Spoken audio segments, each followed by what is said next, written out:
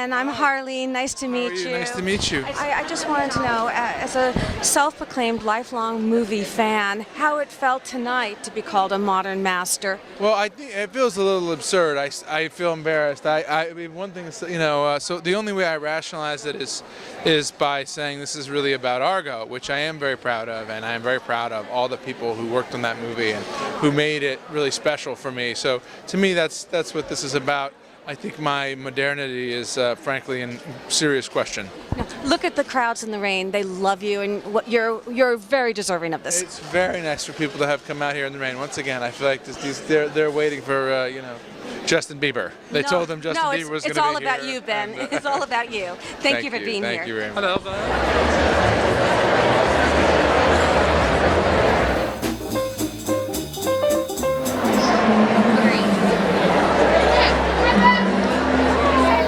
Please welcome Executive Director of the Santa Barbara International Film Festival, Roger Durling.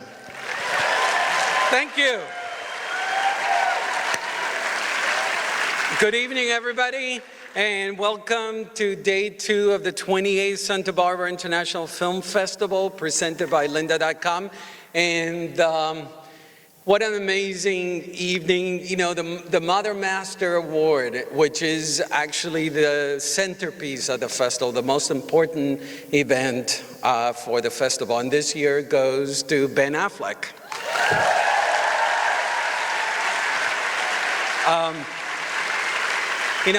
Honestly, I'm just thrilled we're able to honor Ben Affleck with the Mother Master. It's an award that goes to a Renaissance artist, somebody who excels as a writer, director, producer, actor, and Ben Affleck. It's an understatement, especially after the past few years that he's proving himself to be one of the best directors working out there today.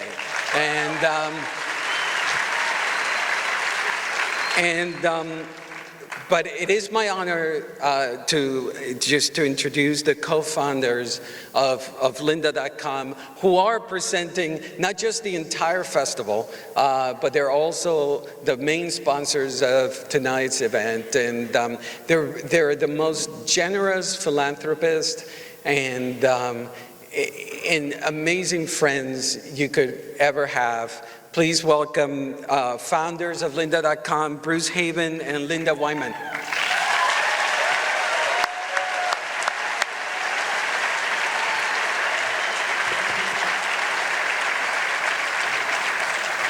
So it's curiosity, and it's this thing that I think bridges the gap between what we do at lynda.com and the Santa Barbara International Film Festival. I like to believe that curiosity is the gateway drug to learning. And I really do. And I think film is for the curious. And it really allows us to see the world through the eyes of the storyteller. We're extremely honored to be the presenting sponsors. We're so proud of this film festival and grateful to Roger Durling and the staff and all the volunteers, and extremely excited tonight to witness this wonderful retrospective and deliver this award to Ben Affleck. Thank you all very much.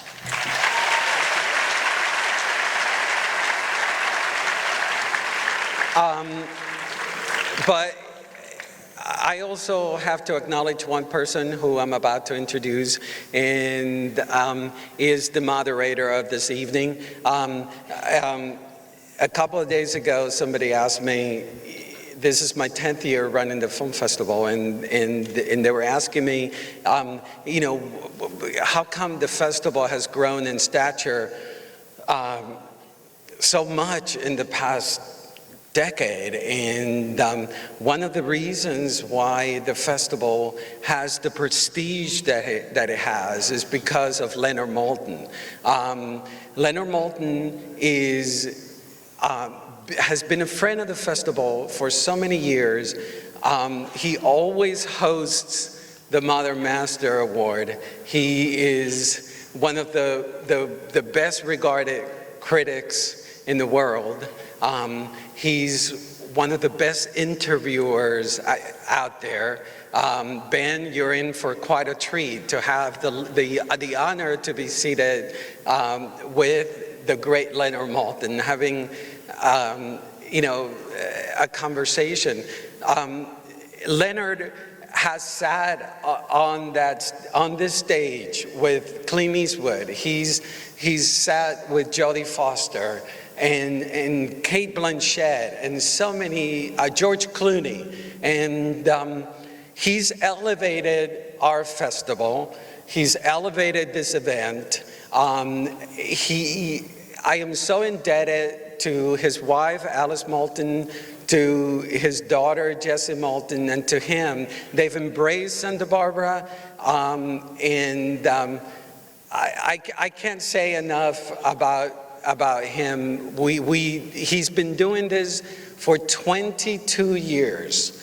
Since 1991, he did a tribute with Kim Novak on the stage, and the Mother Master is Leonard Maltin. So please give the warmest possible reception to the great Mother Master, Leonard Maltin.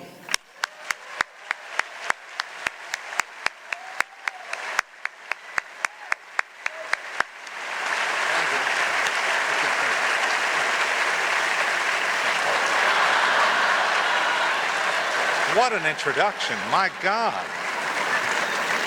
Wow, sounded like my obit. But I know Roger's sincere, and I really appreciate it. Well, let me tell you why I come back every year and why I love doing this. First, because I love Santa Barbara. My family and I love Santa Barbara. And I'm not pandering to the audience, we really do. So this is a great reason for us to get up here for a nice weekend. But the other reason, and I love this festival because Santa Barbara supports this festival.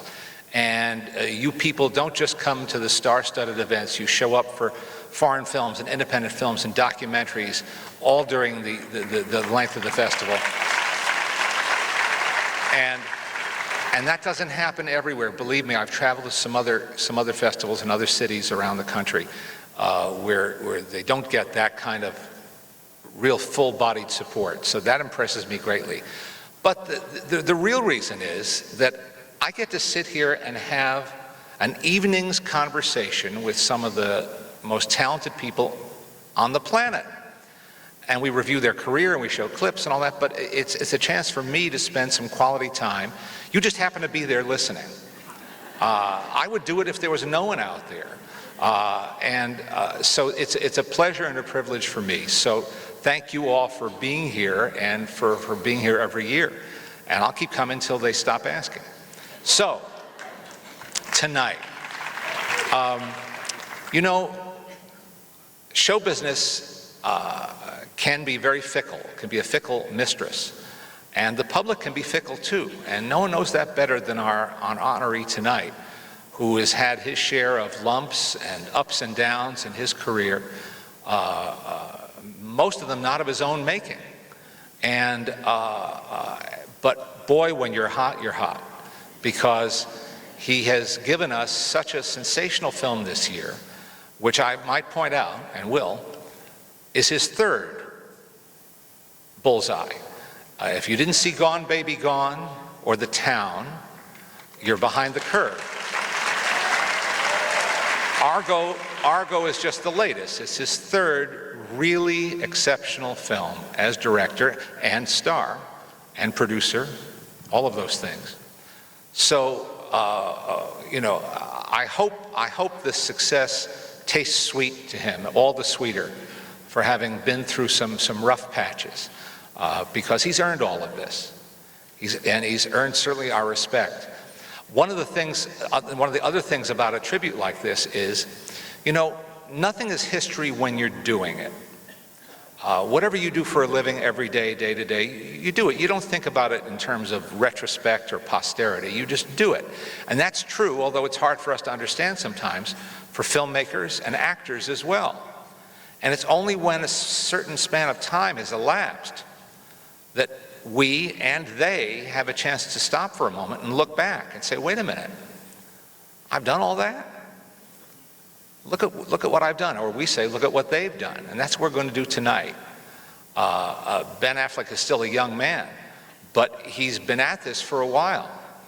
And he's got an impressive resume and a varied assortment of films on his roster, on his credits.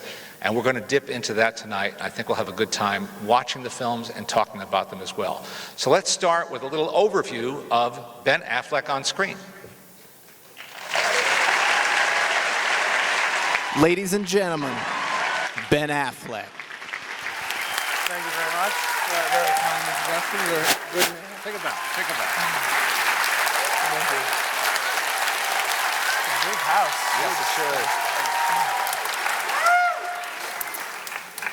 Oh, well, Hello. those were a lot of memories. Sort of mixed feelings about that reel, but thanks to whoever put it together because they did a lovely job. That's a hell of a scene. Yeah, they're both really good there. I might take out the part with the snacks and the thing if I saw it. I don't know about that. But yeah, it's fun to watch that scene. That was Morgan's first day, and he came to the set, and we were sort of dragging, and he didn't go back to his trailer.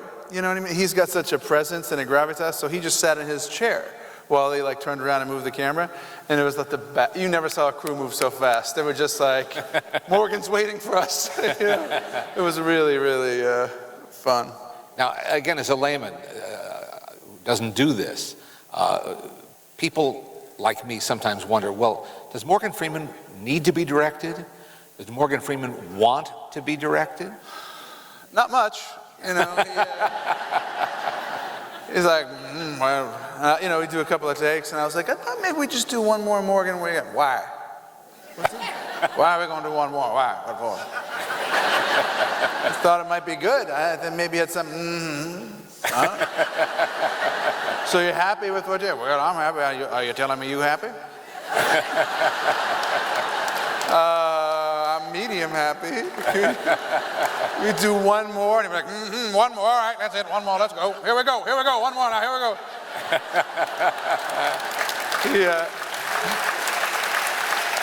The thing about Morgan is that he actually has done it so much. He knows, he really is one of those pros. Like, he sees what he's doing. Ed Harris is kind of like that too. You kind of look at his first take and you're like, that's pretty good. You look at take two, that's pretty, they're all pretty fucking good. You know what I mean? And so is Morgan. And you really don't, I like to do a lot of takes, and so I sort of fall into that trap. And I have to recalibrate with a guy like that where he's just so sharp and so, you don't even really appreciate all the things he's doing until you see it later. So after the first couple of days, he'd kind of do one or two takes, and I was like, what do you think, Morgan, all set? All right, all set. Why do you like to do a lot of takes? I like to do a lot of takes because a couple of reasons that don't apply to a guy like Morgan Freeman. One, I like to create like a sense of relaxation, and if you just do one take and then another take, eventually you just it's not about the slate and saying go and action and am I going to say my line, and getting nervous and thinking about the course of the scene. It's just like you've done it enough. Shooting, when you're rolling the camera, it feels the same as when you're not. And I also like to have actors feel like they get a chance to do whatever they want instead of this fear of, I got to get it quick before they're going to move on. There's no move on, there's no get it quick. We have all the time in the world. Let's just do 6 takes and just without even talking about it. And you do them and go, okay, let's just do a few more. And you do a few more and then go, why don't you be a little more scared? You know what I mean? That is not the Morgan approach. But that is an approach that I've found with actors who are a little bit less experienced and masterful and want to experiment a little bit more. Now, we're going to look at a scene from The Town in just a minute, and in which you direct yourself. It's the first time you did that. You've done it again in Argo. The logical part of my brain gets it, but emotionally I still don't understand how you do both of those things. Because directing requires a certain skill set, and acting requires an entirely different skill set, plus focus. As an actor, you've got to be in the moment and you're inhabiting that part you're playing, and that's all you want to be thinking about. And as a director, you have to be thinking about everything else. So how do you do it? To me, I sort of bifurcate the experience, where I think about being a director in the morning, and when I'm get ready, and I think about being a director as I'm going to shoot everybody else. And I know I kind of carve aside my coverage and the stuff where you're going to see me, or the stuff where I'm likely to use my stuff. And then I take like some time and sort of go think for a minute about what I'm doing and how it's going to work and what I want to try. And then we go in and shoot. And I just, with myself, I really do I talk to Kevin Costner, I talk to Mark Ruffalo, I talk to all these actors who had directed me, and every single one of them, Clooney, said, shoot more coverage of yourself than you think you need. Don't be gallant. And when it gets to your close-up, go, oh, we'll just do one, and then it's fine, And I really took that to heart, and I just shoot, I just stay rolling until I burn off 1,000-foot mag after 1,000-foot mag. Film comes in 1,000 foot. It's about 11 minutes worth of film, a canister that gets affixed to the camera. And so I just will crank through a bunch of that stuff without ever trying to direct myself or anything. And as an actor, you have a little bit of a barometer of when it's good and when it isn't, you know what I mean? Which is why you might hate doing some movies and love doing others. And you go, well, this is feeling right. And then I watch playback, like a take or two, and either it feels like it matches up with my idea of it, or you just go, ooh, no, we gotta keep going. And then I just do a couple more, try a few more things, and basically just stop thinking about it, sock it away. I always give myself a couple extra weeks in post as an editor to look through all my material.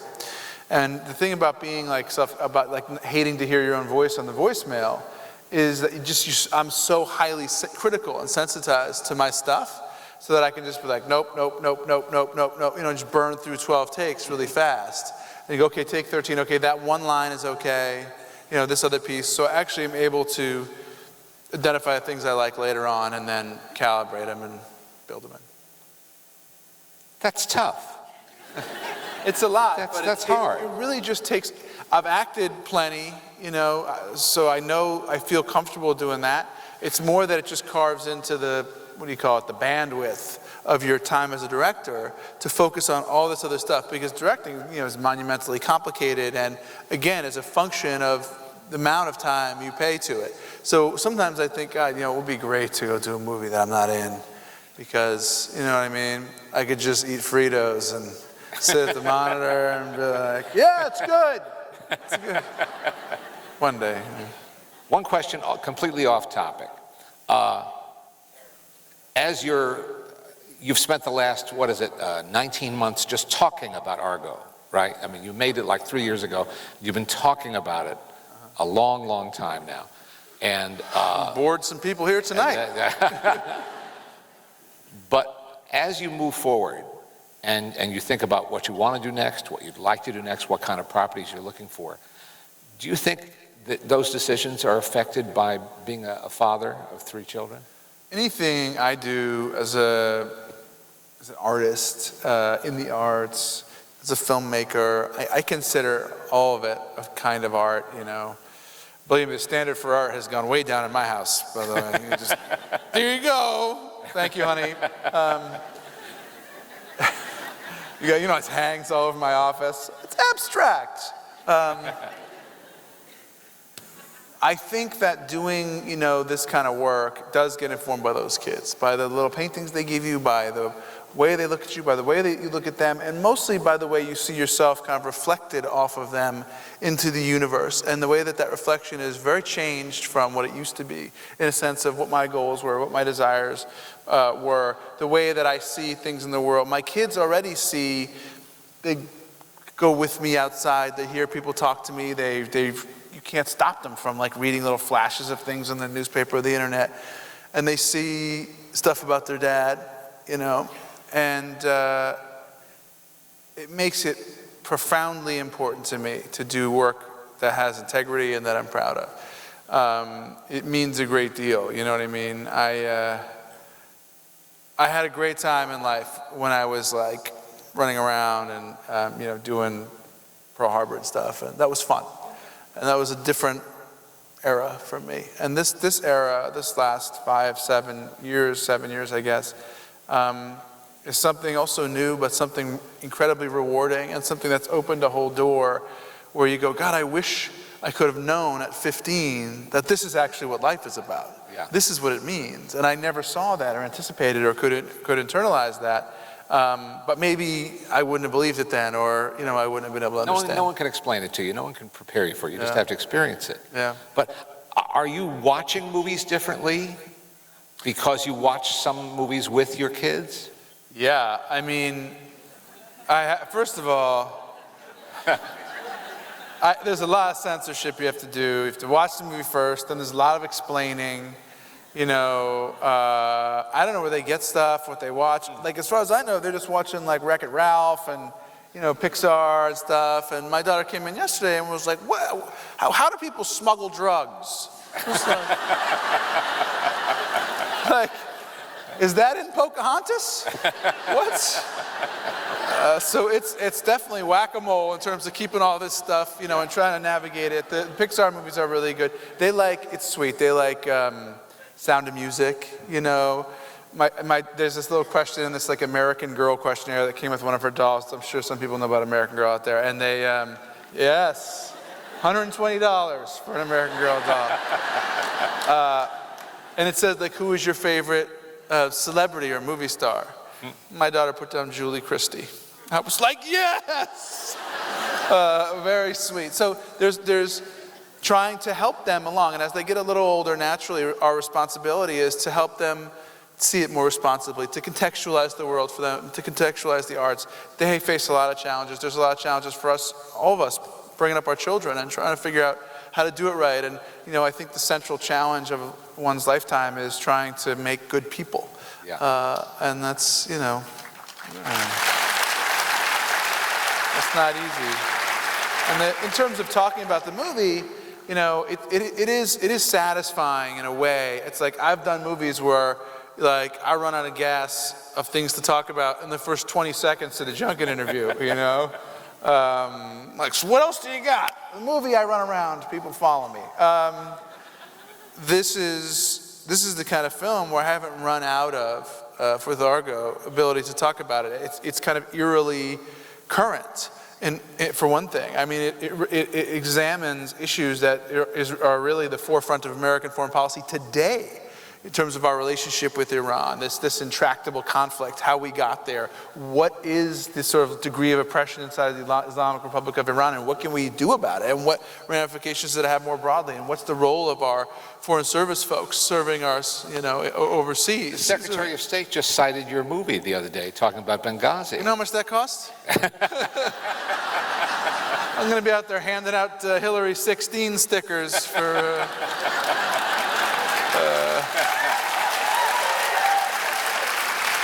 I think, in producing a movie like this has these challenges of, in a way, it has been exciting because as a director, as a filmmaker, and as an actor, and Chris Terry wrote the script, which he did a great job of. As a producer, you get to address some of this holistic stuff, and that's been really interesting, and that's been able to sustain this conversation, and it makes it fun. Whereas in the past, this process gets trying. Yeah.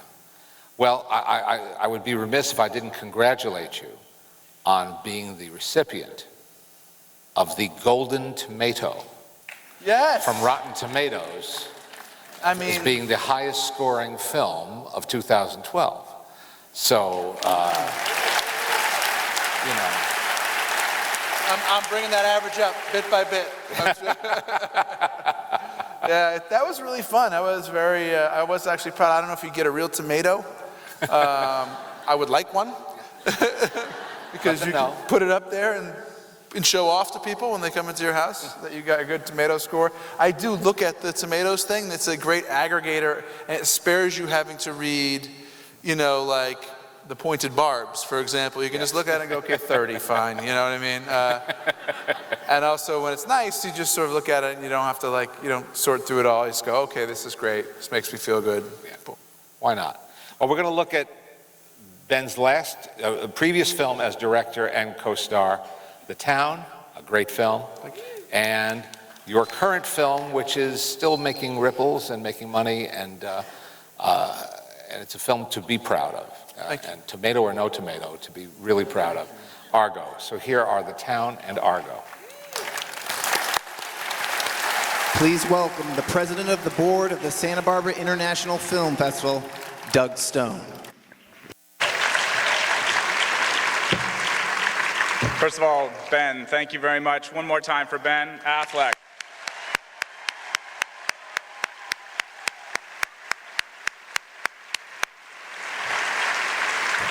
And I don't think we could have gotten such a great evening without Leonard Maltin. So one more time for Leonard.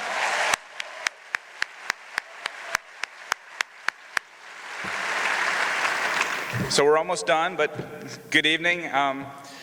I am Doug Stone, the president of the board of the Santa Barbara International Film Festival, and welcome to the Modern Master Award. I have the honor tonight of introducing the presenter of the award. He is a much admired and respected actor who has starred in dozens of films, including playing Private Ryan and Saving Private Ryan, Jason Bourne in the Bourne trilogy, and of course, portraying on screen the character he co-created with his longtime friend, Ben Affleck, the role of Will Hunting in Good Will Hunting. Also a writer and producer, a humanitarian and a philanthropist, and he just flew in tonight to do this. Please welcome, ladies and gentlemen, Academy Award winner, Matt Damon.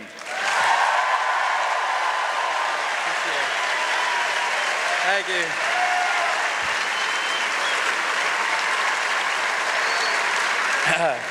Thank you. This thing is seriously heavy. This is a serious award, man. So, a modern master. Okay.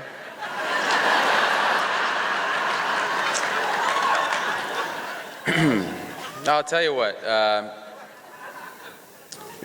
When we were kids, we started really looking at movies when Ben was 14 and I was 16, and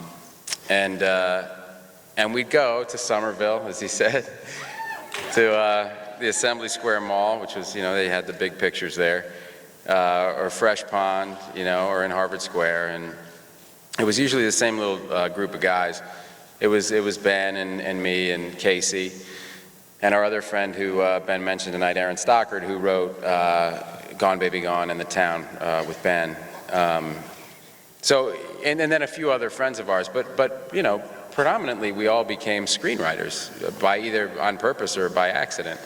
And we'd come out of these movies and, we saw all kinds of movies and, we just loved movies.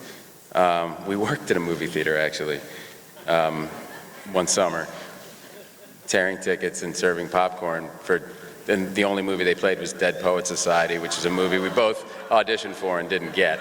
So, I don't know, some form of bizarre self-torture that we got jobs at the movie theater that was playing Dead Poets Society and had to watch, the exiting crowds weeping every night as they... But at any rate, we loved movies, but we'd come out of these movies and we'd say, what'd you guys think? And we'd have a little note session in the parking lot and, inevitably, well, it was stupid, I don't like it. And we'd have these kind of real adolescent notes, and then we'd get to Ben, who would have been quiet till that point, uncharacteristically. And, well, what'd you think? And he'd go, well, it didn't quite work for me, but had they done this and this and this at the beginning, what you could have done in the middle was you could have had a scene where you did this, and then they could have had a great scene at the end where you could have done that. And we'd go, holy shit. That's a really good movie. It's just a skill that he had, and I don't know if it was, he was born with it, but he had it when he was 14, when we started going to movies together. It was just that thing where he could lift up the hood and look at the engine and get in there and take it apart and put it back together, and the whole thing would run smoother. And it's what made him such a great writing partner. He could problem solve. And so much of filmmaking is just that. It's just problem solving and decision making in real time. That's the same skill that got him in a lot of, mediocre movies for a patch there. 10, 15 years ago, I'd read a script of a movie he was doing. He'd signed on to do the movie, and I'd read it, and I'd go, why are you doing this? a horrible problem in Act 1, and they don't solve it in Act 2, and it gets worse in Act 3. And he goes, I know, but if you do this, this, this, and this movie's going to be fantastic. And I'd go, you're absolutely right. The problem was he wasn't directing the movies. And in our business, the director is God, and the director is also your boss. And like a good soldier, he would plead his case, but eventually he'd do what the director wanted, and the problems that were evident to him at the very beginning were evident to him at the premiere. So here he is now, and he's made 3 fantastic movies, one better than the next. And one thing I've learned is that you cannot make a great movie by accident. Anybody who makes a great movie is a great director, period. That's true. Because the director is responsible for literally everything. The framing of the shot, where the camera is, what the actors are wearing, the color of the walls, the color of the drapes, the color of the scarf around the leading lady's neck, the way she says that line, everything. It's all manipulated, and every single decision. These directors are making hundreds and hundreds of decisions a day over hundreds of days. You just can't do it by accident. It's literally impossible. And Ben's made these 3 great movies, and this last one, Argo, is a legitimately great movie. That's already, it's nominated for Best Picture, and it's already won the Golden Globe for Best Picture, and for Ben for Best Director, and no one's going to be surprised if it wins the Oscar for Best Picture. And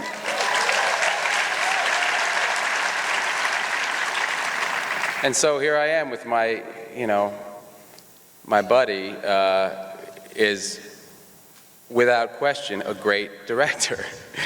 And so when I was contemplating this whole master thing, I guess the only thing I could say is please welcome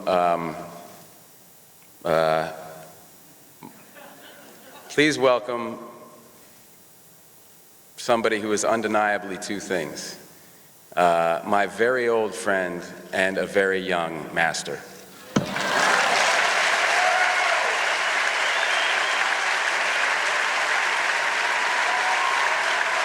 It's heavy, man.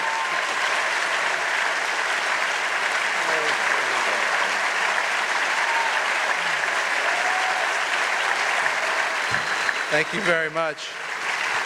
This is indeed a lot.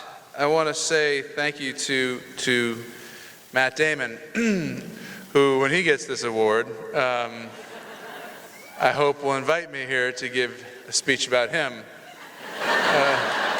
Mine will be a bit more of a roast, because so many of the brilliant characteristics of Matt are so blatantly self-evident. Matt Damon actually is brilliant. We traffic in these adjectives and in hyperbole in this business an awful lot. So it's rare to actually know a genius. And I know that Matt's a genius because I know him and I've known him for more than 30 years. I've seen him do about everything you can do, including we played sports together. I even saw him in the shower, which is why that was a nice speech, because you don't roast somebody who's seen you in the shower. But what I've seen about Matt is who he really is. So I know, and I've seen what I consider to be the entire range of his personality, his emotions, his life experience, more or less. So when I go see a movie that Matt's in, and I see a fully realized, deeply nuanced, completely complicated person who not only have I never met, I've never even seen, not for a second. I am humbled and I am completely blown away. Matt talked about directors. There are a lot of things that I would have cause to envy Matt over. The one thing I probably envy him the most is Francis Ford Coppola, Martin Scorsese, Steven Spielberg, the Coen brothers, help me out. A whole shitload of directors who are geniuses. Clint Eastwood, twice. You know, Cameron Crowe. I mean, on and on. Matt has worked with basically all the great directors who can still get up out of a chair. And the reason why is because they're great directors and they can recognize greatness. And they've seen it in Matt, and so have all of you, and so has America, and so have international film-going audiences, and so have I. And my getting the award. I'm just riffing. I have nothing written. So. You killed me. Fucked up my bill. I am lucky because I saw it before all of you. So thank you very much to Matt. Now on to my 10-page written remarks.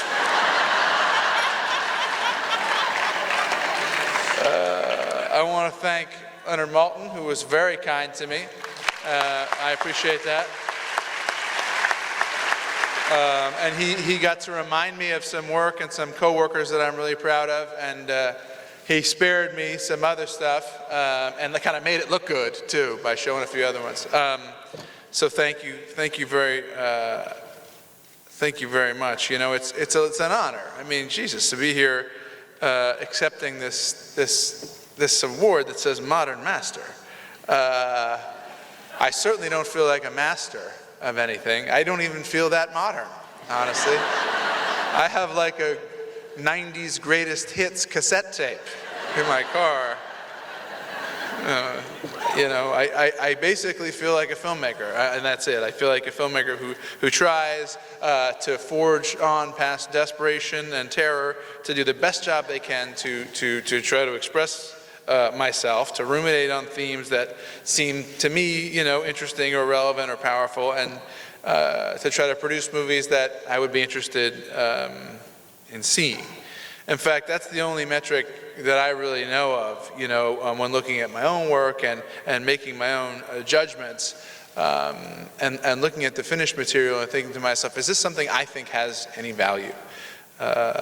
You know, does this feel like a genuine effort? You know, it's sort of like getting married. You have to find someone you'll still be in love with years and years from now. And I'm lucky I found both the right woman and the right partners over time to work with. Yeah, my wife is at home, but I love her. And you know, they say, this award says, you know, Modern Master, and that is quite wonderful. And I did look it up. Leo was younger than me when he got it. So, you know, I mean, this isn't some flagrant offense. But I know that this movie is really about, this award is really about Argo. And it's a movie that's made an impression, I guess, unlike any other movie I've ever worked on. The Iranians themselves are producing a sequel to the movie. It was my first successful franchise. I was really actually pretty thrilled, and then Grant told me that Clooney was producing it. So, I don't know, we'll see. The truth is, I got lucky producing this movie. I got lucky working with Rodrigo Prieto, who shot the movie. I got lucky working with Sharon Seymour, who was the production designer. I got lucky working with William Goldenberg, who edited the movie. I got lucky working with the great Alan Arkin, the great Bryan Cranston, the great John Goodman. I was basically surrounded with good fortune, you know? And there were 120 other speaking parts in this movie. Some people who, you know, with just one line in Farsi, but all of whom showed up committed and ready to work and who wanted to kill. And I think that's reflected in the movie. I worked with amazing and talented people. While it says my name next to the producer and the director, you know, in truth, I actually did very little in comparison to the sum total of the work that those artists brought to this project. The lesson I learned, as I said earlier, is partnership. It's empowering other people not only to do their job, but to express the full range of their skills in their job, and to let them understand that that's welcome, and to let them understand that nothing that's worthwhile can be done. It isn't a collective effort, you know. And I learned that if you give them support and room, people will kill for you. And the lesson I learned, the only real wisdom I have to offer, is that if there's a mastery, it's in partnership. Thank you very much.